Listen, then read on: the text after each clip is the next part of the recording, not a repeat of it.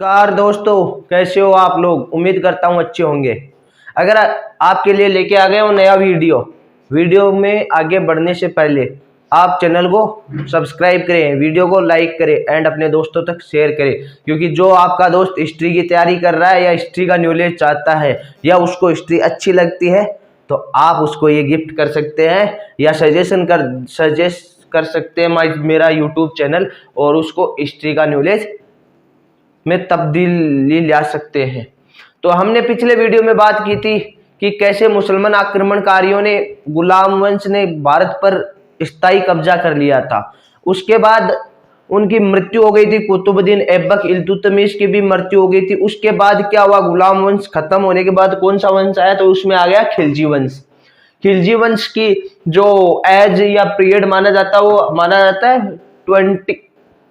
1290 से लेकर 3020 तक, 1290 से 1320 का समय या चक्रकाल माना जाता है। तो इसके सबसे सर्वप्रथम किस तरह हुआ था, गुलाम वंश के को समाप्त करके 13 जून 1290 को जलालुद्दीन फिरोज शाह खिलजी ने खिलजी वंश की स्थापना की थी।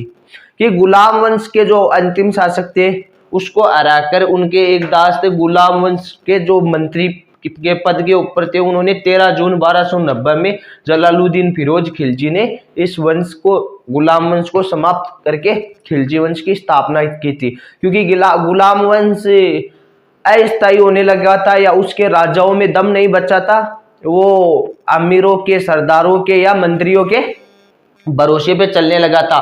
तो खिलजी ने, जलालुद्दीन फिरोज शाह खिलजी ने इसकी स्थापना की थी 13 जून 1290 को गुलाम वंश को समाप्त करके।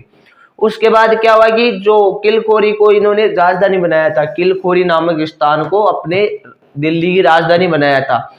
1296 में उनका भतीजा, किनका भतीजा, जलालुद्दीन फिरोज शाह खिलजी का भतीजा था अलाउद्दीन खिलजी।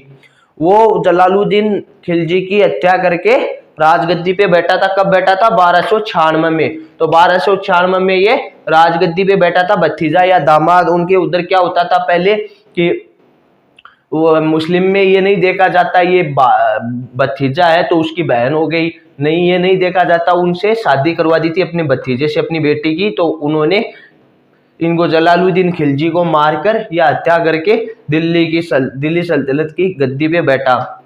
इसने भूराजस्व दर बढ़ाकर 1/2 भाग कर दी थी। इन्होंने क्या किया था, भूमि के ऊपर कर आधा लेने लगे थे कि जो 100% आपकी आमदनी हुई तो उसमें 50% राजस्व दर बढ़ा दिया, और 1/4 भाग लूटा हुआ धन खम्स, जिसको खम्स बोला जाता था, तो खम्स के रूप में वसूलने लगे। आमिर खुसरो एक बड़े विद्वान थे, ये अलाउद्दीन खिलजी के ही दरबारी कवि थे। इसके बाद हम बात करें, जमेयत खान मस्जिद और अल्लाही दरवाजा और सिल्ली किला बनवाया था। ये फेमस थी, कौन सा, इसमें अल्लाही दरवाजा है जो अलाउद्दीन खिलजी ने बनवाया था।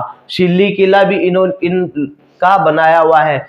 जजिया और ज़कात वसूला जाता था। अब मैं आपको बताऊं कि जजिया कर, तो आपको पता है, पीछे वीडियोज में भी देखा है कि जजिया कर जो गैर मुस्लिम लोग थे, जो गैर मुस्लिम अर्थात सिख और अलग वगैरह वगैरह, उनको अपने धर्म के लिए या तीर्थ करने के लिए या मंदिरों में आरती या पूजा करने के लिए कर भरना पड़ता था या टैक्स भरना पड़ता था, वो जजिया था।